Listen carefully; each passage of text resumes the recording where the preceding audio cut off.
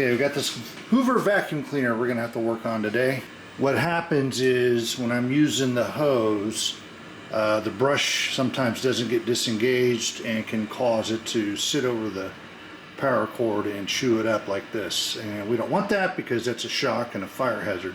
So what we're gonna have to do is take out all these screws, take out the back, take out the strain release, cut the cord, reattach it. We're only gonna lose maybe about 20 inches or so. That's fine, I got plenty of receptacles in the house. So anyway, this should be fun.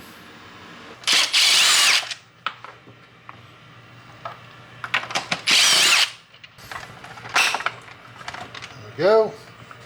Okay, you can see the strain relief right here, the old cord, and the wire nuts holding on this. So we're going to take these off.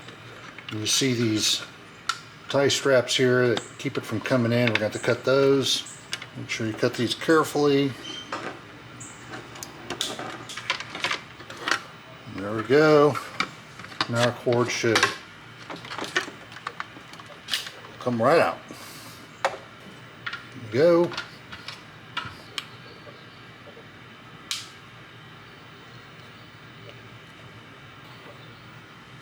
Look at that, see?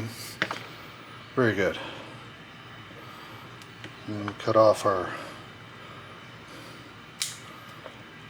cotton here.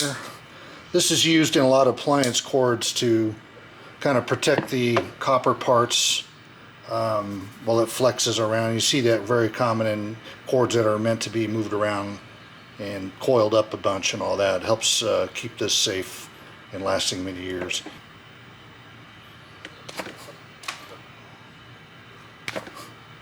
That's all we need.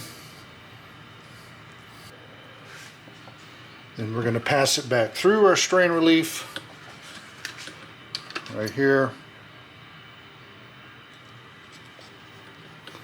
There we go. We had to do a quick repair.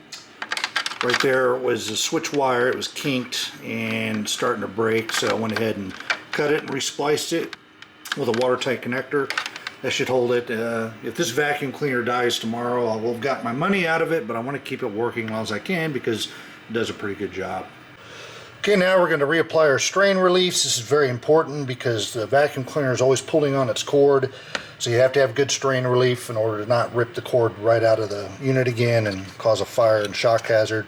For this, I just use a couple of zip ties, but I make sure by putting a little pressure on the back side of it, and it's a pull real tight to squeeze, and that should be enough to hold it in there. But just in case, I'd like to put two just for safety. Got my new wire nuts back on to the new cord.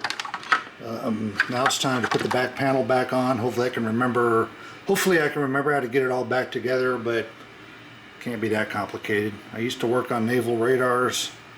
This shouldn't be that hard. We've got it mostly back together. Got a few screws to put in, and we are done.